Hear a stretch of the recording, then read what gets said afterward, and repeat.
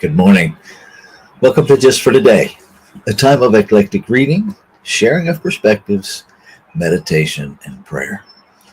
My name is Reverend Rafe Ellis, and I am the Senior Minister and Spiritual Leader of the newly joined Centers for Spiritual Living communities of Greater Baltimore and Columbia. Today is April 25th, and what caught my attention this morning was this book, Legacy of the Heart: The Spiritual Adventures of a Painful Childhood by Wayne Mueller. And I opened it up to this. Perhaps we may learn to approach life as a beginner. If we are not under continual pressure to prove how extraordinary we are, we can begin each day with the mind of a novice. None of us are experts in being alive. We are simply human, players in a life where sometimes we succeed and sometimes we don't. When we pretend to be knowledgeable, talented, or successful, when we pretend to be more knowledgeable, more talented, or successful than we really are, we cut ourselves off from the wonder of our own curiosity and the discovery of new experiences. In the beginner's mind, there are many possibilities, said Suzuki Roshi. In the expert's mind, there are few.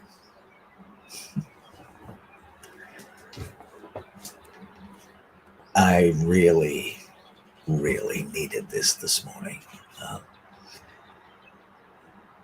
There's oftentimes so much pressure as a minister, as a spiritual leader, to know what is truth and what is the next right thing to do. And the reality is, I don't know that any more than the people asking me to know it. What I believe is that within us, we each know what's true. That compass is the essence of our being.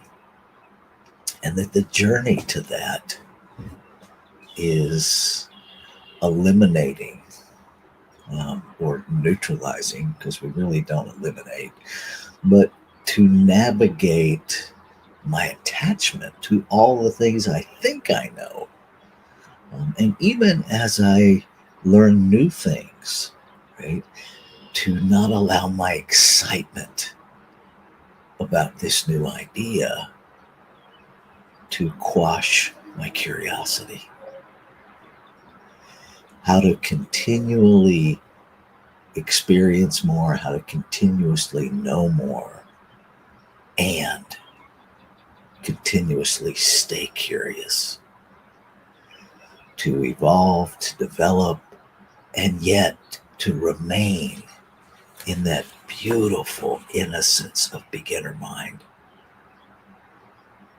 What a trip, right? But I'll tell you, my experience is that the more I'm able to stay in beginner's mind, the more clarity I get. And the more clarity I get, the more empowered I feel to question everything. And so there really is a reciprocity happening in the process. I'm curious how you experience beginner's mind, or how you experience the Western world push to be an expert.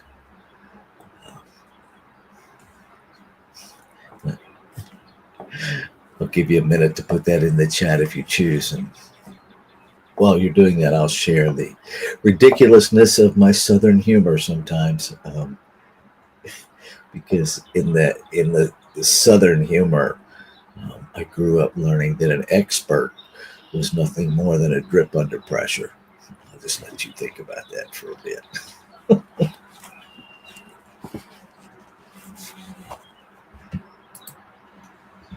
pause here for just a moment.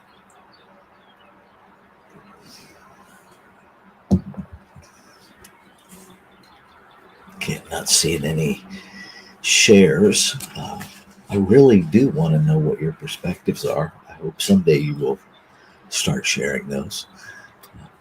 And I understand and appreciate the hesitation. So I'm going to read this one more time, and we'll take this into our 5-minute meditation. Perhaps we may learn to approach life as a beginner. If we are not under continual pressure to prove how extraordinary we are, we can begin each day with the mind of a novice. None of us are experts in being alive. We are simply human, players in a life where sometimes we succeed and sometimes we don't. When we pretend to be more knowledgeable, talented, or successful than we really are, we cut ourselves off from the wonder of our own curiosity and the discovery of new experiences. In the beginner's mind, there are many possibilities, said Suzuki Roshi. In the expert's mind, there are few. So let's take that into our meditation.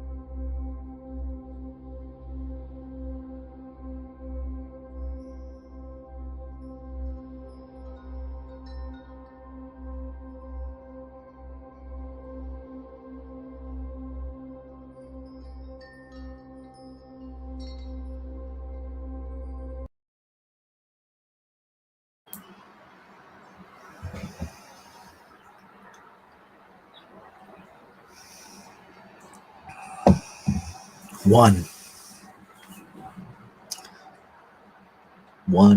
substance that simply is. One substance with no beginning.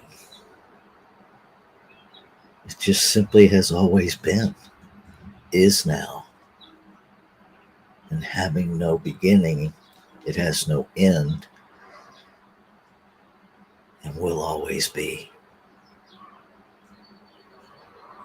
I recognize in this moment the challenge of words to express the recognition, the awareness, the union I sense with this one. The wholeness, the completeness, the perfection that I experience is the ground of all being. The unification that I experience when I allow my human thinking to be unlimited. As I heal all sense of separation, I empower myself to feel the unification of one, expressing in multiplicity.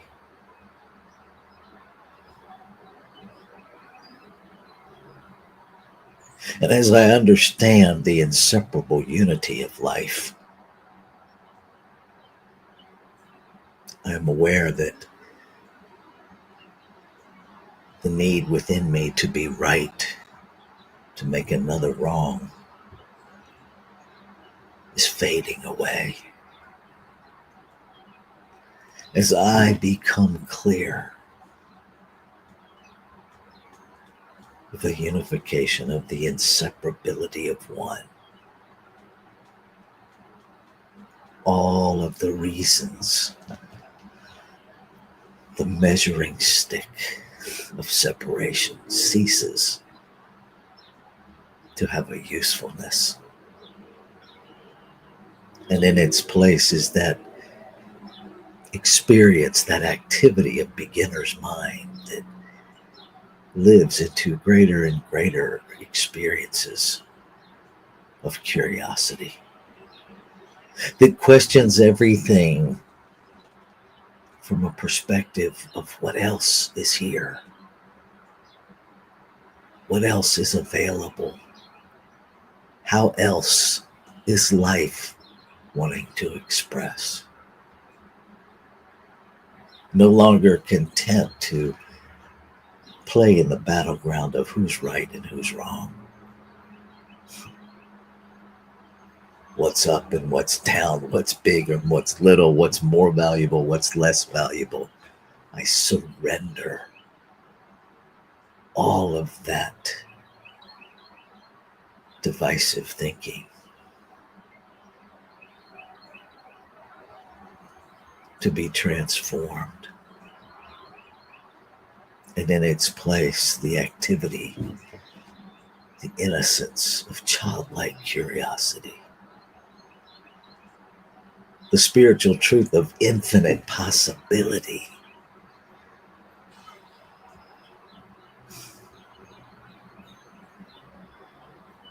And even as I speak this into being, I feel the joy and the expansiveness of that within me.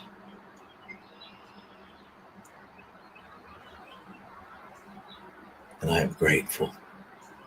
I'm grateful for the activity of creation that I know as law, law being a description of how it operates, that it operates mechanically, the same for all, that this activity of fulfillment, of demonstration, of manifestation simply responds precisely, accurately to the thoughts and beliefs and mental images held within each expression of creation, making it so in our experience. And so I let go of all doubt. I let go of all fear. I let go of all of the distorted beliefs of separation. I let go of the ideas that I, the human I, separate from some other expression of creation, has to do anything. And instead, I surrender to the activity of law. I surrender to the unfolding of life.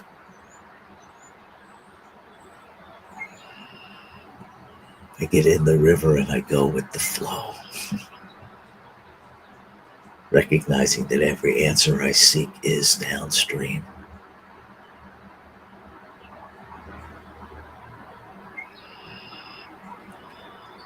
I surrender. I release. I let go. And I flow.